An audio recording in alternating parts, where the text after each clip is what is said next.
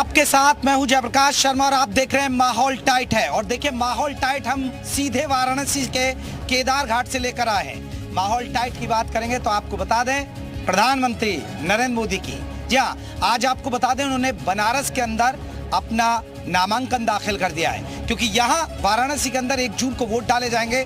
2014 में वो खुद सांसद बने, 2019 में सांसद बने और 2024 में भी बीजेपी ने उन्हें, आपको बता दें कि यहीं से चुनाव लड़ाया है। और इस बार वहां एकता का शक्ति प्रदर्शन दिखाया गया, एनडीए के तमाम दल थे। और आज माहौल टाइट में हम यही बात करेंगे। कल रोड शो निकाला, रोड शो के बाद यहाँ किस तरह का माहौल है, बनारस के मुद्दे क्या है, वाराणसी के मुद्दे क्या है, कैसा माहौल बना है, क्या फिर से बीजेपी लौटेगी, 400 पार होगा नहीं होगा, तमाम बिंदुओं पर हम बात करेंगे सीधे केदार घाट से। जहाँ एक बार पहले मैं तस्वीरें आपको दिखा दूं, ये गंगा घाट की तस्वीरें, ये घाट आप देख सकते हैं, प्रधानमंत्री नरेंद्र मोदी का संसदीय क्षेत्र और शाम का वक्त है। और देखिए यहाँ श्रद्धालुओं के आने जाने का सिलसिला लगातार लगा रहता है। और अब हम लोगों से बात करेंगे कि आखिरकार माहौल टाइट हो चुका है बीजेपी का या नहीं। तमाम लोग हमारे साथ हैं और उनसे हम बात करेंगे। सर आप कहाँ से? मैं मुंबई से आया हूँ। मुंबई से आए? और 2 दिन से मैं यहीं पे हूँ मुंबई से। अच्छा। और मैं ये सिर्फ नरेंद्र मोदी के यहाँ पे क्या बोलते हैं कि नामांकन के देखने के लिए आया था। और कल रैली में मैं शामिल हुआ यहाँ पे। तो और क्या माहौल है यहाँ? माहौल तो ऐसा है कि हमें नहीं लग रहा कि यहाँ तक पूरा देश नहीं, पूरा वर्ल्ड डरा हुआ है मोदी से। हाँ। कि अगर दोबारा मोदी आएगा तो बहुत सारे ऐसे देश हैं जो मतलब हमें कभी हड़काते रहते हैं, गलत चीजें बताते रहते हैं। उसमें बहुत लगा कि आप 2 दिन से आपने कहा कि मुंबई से आए हैं, बदलाव हुआ है? बदलाव इतना हुआ है कि हम सोच नहीं सकते। मैं आपको अपनी पर्सनल चीजें बताना चाहता हूं कि हमारी फैमिली में बीजेपी के आने से बहुत सारा नुकसान हुआ, लेकिन फिर भी मैं राष्ट्रवादी हूं और हिंदुत्व के नाते मैं बीजेपी कोट करता हूं।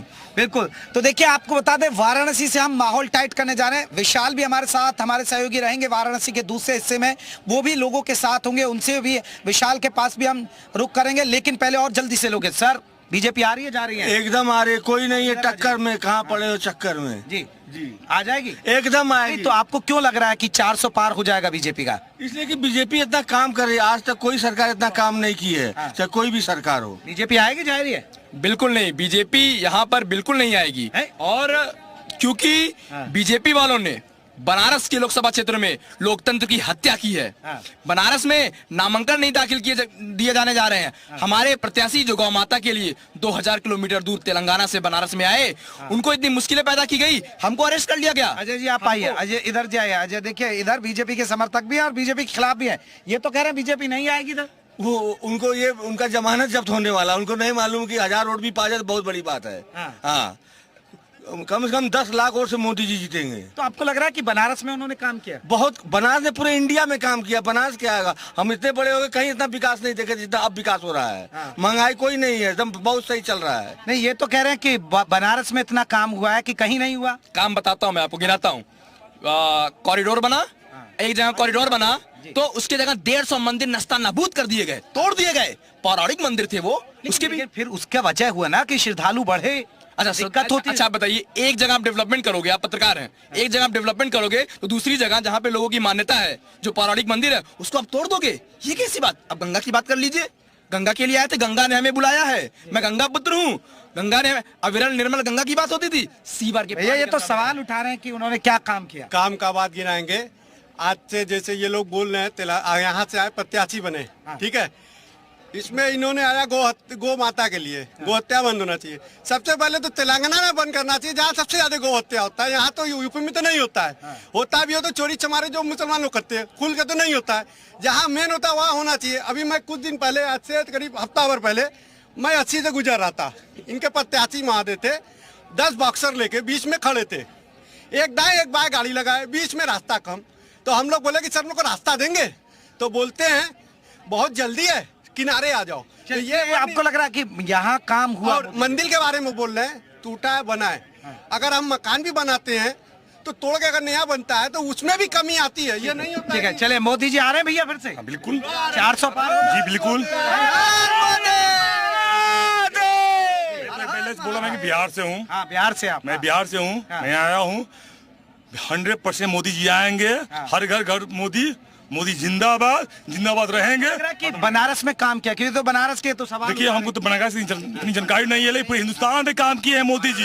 ही नहीं, माननीय मोदी जी ने और जिलों में मिर्जापुर, भदोही, सोनभद्र, जो आपकी सड़क 4 लेन नहीं थी, जो 2 लेन सड़क थी, हम लोग रोज आते जाते थे, बाइक हमारी खराब हो जाती थी, आज हम लोग 4 लेन से आ जा रहे हैं। हमारे यहाँ लाइटें आती थी तो मात्र 5 घंटे 6 घंटे टाइम था, वो भी अगर लाइट खराब हो गई, बारिश आ गया या आंधी तूफान आने के बाद वो भी बंद हो जाता था। लेकिन आज की स्थिति ये है, हम ग्रामीण क्षेत्र से हैं, लेकिन फिर भी आज 18 घंटे लाइट हमको। चलिए आप जल्दी से जवाब दीजिए, फिर मैं हमारे सहयोगी विशाल। मैं तो तथ्यों पे बात कर रहा हूँ। ये अगर बोल रहे हैं, एक चीज और स्टैट्स देता हूँ, सुनिए आप लोग। सर सुनिए, एक चीज और सुन लीजिए। आज बनारस में आपने जानते हैं काशी विश्वनाथ मंदिर से लेकर के सारा जितना हिंदू का चीज है, चाहे विंध्याचल कॉरिडोर हो, चाहे आपका राम मंदिर का कॉरिडोर हो, चाहे आपका काशी विश्वनाथ कॉरिडोर। जल्दी से जवाब दीजिए। जवाब बस इतना है कि ये लोग हिंदुत्व के बहुत बड़े अपने आप को हितैषी कहते हैं ना।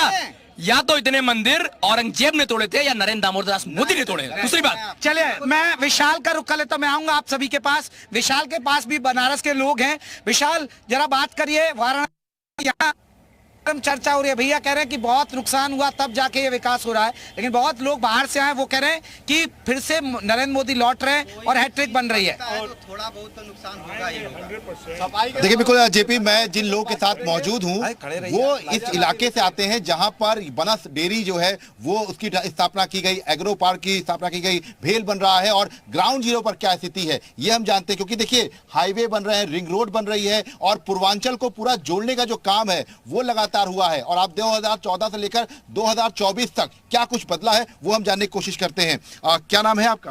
पंकज भूषण मिश्रा। पंकज जी, ये बताइए कि पूरा अगर हम पूर्वांचल की बात करें तो बनारस से क्या कुछ जो है जुड़ता हुआ नजर आ रहा है आपको?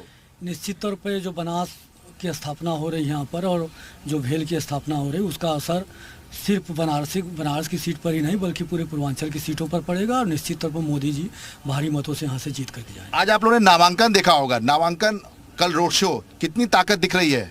बहुत अच्छी ताकत दिख रही है। 2019 में जो ताकत थी उससे ज़्यादा इस बार ताकत दिखाई दी है, और अपार जनसमूह मोदी जी के इस रोड शो में रहा और नामांकन में रहा। अच्छा, लगता है कि यहाँ पे किसानों को कुछ फायदा हुआ है, या जो है तमाम जो और अलग अलग वर्ग हैं उनको कुछ फायदा हुआ है? बहुत सारा फायदा हुआ है। किसान सम्मान निधि से बहुत सारे किसानों को फायदा हुआ है।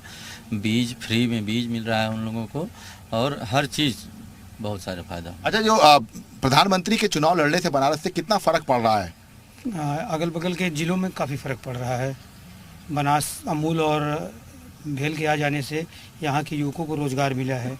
जिस बनारस के इर्द गिर्द कोई फैक्ट्रियाँ नहीं थी, वहाँ पे अब भारत की बड़ी बड़ी कंपनियाँ आके अपनी कंपनी लगा रही हैं, और जनता में इसको लेकर काफ़ी उत्साह है। आप युवा हैं, ये बताइए कि युवाओं को लेकर एक बड़ा इंडिया गठबंधन कह रहा है कि नौकरी नहीं है, कुछ ऐसा आपको दिख रहा है क्या? नौकरी है, और नौकरी फ्री में है। जो मेहनत कर रहा है इस सरकार में और आगे बढ़ रहा है, और सब लोग कहते हैं कि नौकरी नहीं है, नौकरी नहीं। इस सरकार में पहली बात तो जितना भी हम लोग पैसा दे के हर जगह होते थे, लेकिन इस सरकार में जो मेहनत कर रहा है आगे बढ़ रहा है, और क्यों पड़े हो चक्कर में, कोई नहीं है टक्कर में। अच्छा, क्या नाम है आपका? प्रहलाद यादव। राजी, ये बताइए कि आप तो यादव हैं और बड़ा राजनीति भी होती है यादव को लेकर, तो यहाँ पे कुछ फर्क दिखाई पड़ रहा है आपको? एकदम साफ फर्क दिखाई पड़ा भाई साहब। हमारे बगल में हाईवे है, आप देख रहे हैं। हाँ बिल्कुल, हमें दिख रहा है हाईवे, चमचमाती सड़कें। आप लोगों को बनस भी है, भेल भी दिख रहा है, एग्रो पार्क भी दिख रहा है, सड़क बिल्कुल दिख रहा है। आपसे हम खुद निवेदन कर रहे हैं कि आप प्रधानमंत्री जी का प्रचार प्रसार करिए और भाजपा का प्रचार करिए। आप खुद देख रहे हैं। और अखिलेश यादव को नहीं करेंगे लोग? अखिलेश यादव का कृत, उनके पिताजी का कृत बताएंगे भाई साहब, तो आंख से आंसू गिरने लगता है। आप आजमगढ़ में गए होंगे, मोहम्मदपुर है, यहाँ पे हिंदू मुस्लिम दंगा हुआ था, उसमें सारे यादव मराए थे, 50 की संख्या में यादव मराए थे। आप दंगा नहीं होता? बिल्कुल आएंगे आपके पास। हाँ जी, बताइए। और हमारे बगल में गौराबादशाहपुर नगर पंचायत हो गई है, इस समय मार्केट है, यहाँ पे महीनों कर्फ्यू लगता था और फोर्स लगी रहती थी। यहाँ पे भी हिंदू मुस्लिम राइट होता सरकार में। अभी क्या माहौल लग रहा है? माहौल एक नंबर पे लग रहा है भाई साहब। आज नामांकन देखा आपने, कल रोड शो देखा होगा, कितना फर्क दिख रहा है? बहुत फर्क दिख रहा है। पूर्वांचल की सारी सीटें बाबा योगी जी के लिए और मोदी जी के लिए सब झोली में जा रही है। और आने वाले समय में जो आप पूछ रहे थे अभी कि पूर्वांचल के लिए क्या नहीं सपना दिखा है मोदी जी ने, अंतर्राष्ट्रीय स्टेडियम बनवा रहे हैं। कभी सपने में भी कोई सरकार नहीं सोची कि पूर्वांचल के लोग कहाँ जाएंगे खेलने के लिए। अंतर्राष्ट्रीय स्तर की जो है कंपनियां आ रही हैं, ये अमूल को क्या सोच रहे हैं, एशिया लेवल की बड़ी कंपनी है। भेल क्या सोच रहे हैं, सेल की कंपनी आ गई है। 4 लेन एक नहीं है, कोई डिस्ट्रिक्ट नहीं बचा है जिसको 4 लेन से मोदी जी ने अटैच नहीं किया है। भदोही, गाजीपुर, इसका कुछ फर्क दिख रहा है कि यहाँ पे भी फर्क पड़ेगा प्रधानमंत्री के उतरने से? नहीं, कुछ फर्क बहुत पड़ेगा सर। अगल बगल के जितने भी जिले हैं, भले बनारस के सांसद हैं, देश के प्रधानमंत्री हैं, लेकिन अगल बगल के जिले वालों को उनसे काफी सुविधा सब कुछ मिल रहा है।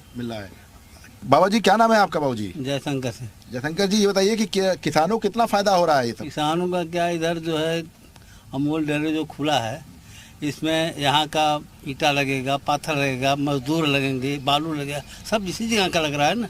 यहाँ की आमदनी बढ़ रही है, नौकर भी इसी जगह का लगेंगे, लेबर इसी जगह का लगेंगे। जो बन रहा है यहाँ, ये मोदी जी के दिन है। अच्छा, क्या नाम है आपका? मेरा नाम संतोष कुमार उपाध्याय है। ठीक है, आपके पास तमाम जो लोग हैं तमाम मुद्दों पर बात कर रहे हैं। मैं लौटूंगा विशाल आपके पास। विशाल भी हमारे साथ जुड़े हुए हैं और भी हमारे साथ, देखिए हम चर्चा कर रहे हैं लगातार, हमारे साथ और तमाम लोग हैं।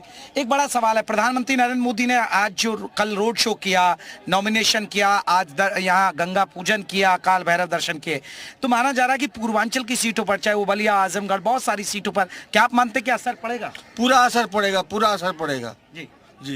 यानी लग रहा है कि ये माहौल बनेगा बीजेपी, पूरा पूर्वांचल का ये माहौल बनारस से मोदी जी लड़ने। सबसे बड़ी बात यह है कि बनारस, काशी जैसे क्षेत्र में नामांकन करना ही पूर्वांचल के लिए सबसे बहुत बड़ी बात है। हमारे क्षेत्र के लोगों के लिए कि मोदी फिर से चुनाव अपने बनारस में लड़ रहे हैं। और उसके बाद यहाँ लड़ने से नहीं, लड़ने के बाद पूरे जितने क्षेत्र पूर्वांचल है या वेस्टर्न यूपी है, पूरा ये लगे भाई उत्तर प्रदेश के ही हमारे पीएम प्राइम मिनिस्टर मोदी हैं। यानी माहौल बन रहा है, माहौल बना हुआ है, टाइट है, और हमेशा विजयी होंगे मोदी जी जब भी चुनाव लड़ेंगे। माहौल टाइट लग रहा है। बिल्कुल मोदी जी बिल्कुल आएंगे। सर क्या कहेंगे आप? एक मिनट सर, मोदी जी से एक निवेदन है मेरा, जैसे धारा 370 हट सकता है और आपके तमाम ऐसे असंभव काम जो संभव हो सकते हैं, तो मोदी जी क्यों नहीं पुरानी पेंशन और शिक्षा मित्रों को, अनुदेशकों को रेगुलर क्यों नहीं कर रहे हैं? हम ये चाहते हैं कि जो कर्मचारी अभी प्रेजेंट टाइम में बीजेपी में दुखी हैं, क्या उनको भी कम से कम न्याय मिलेगा? न्याय मिलना चाहिए, बिल्कुल मिलना। ये बड़ी सवाल है। ये कह रहे हैं कि लौटेंगे, माहौल बना हुआ है, आपको क्यों नहीं उम्मीद है? लौटेंगे या नहीं लौटेंगे? नहीं लौटेंगे। क्यों? तो प्रतिदिन 1 लाख यहाँ से मोदी जी हार जाएंगे? अरे बीजेपी वाले 10 लाख कह रहे हैं। अरे हारेंगे, कभी नहीं हारेंगे। तो कह रहे हैं कि हार जाएंगे। प्रतिदिन गौ हत्या हो रही है, क्योंकि हमारे माथे में तिलक शोभित होता है और गौ हत्या प्रतिदिन हो रही, तो कहाँ कोई सी पूजा कर लो, आप सफल ही नहीं हो सकते। नहीं, अब तो गौ कशी रुकी है और तभी तो आवारा घुमंतु। उत्तर प्रदेश में जब से बीजेपी की सरकार बनी है उसी दिन से मैं बताना चाह रहा हूँ, उस दिन से गौ कशी और जितनी भी हत्याएं सब बंद हो चुकी है, जो गलत इल्जाम लगा बीजेपी के ऊपर।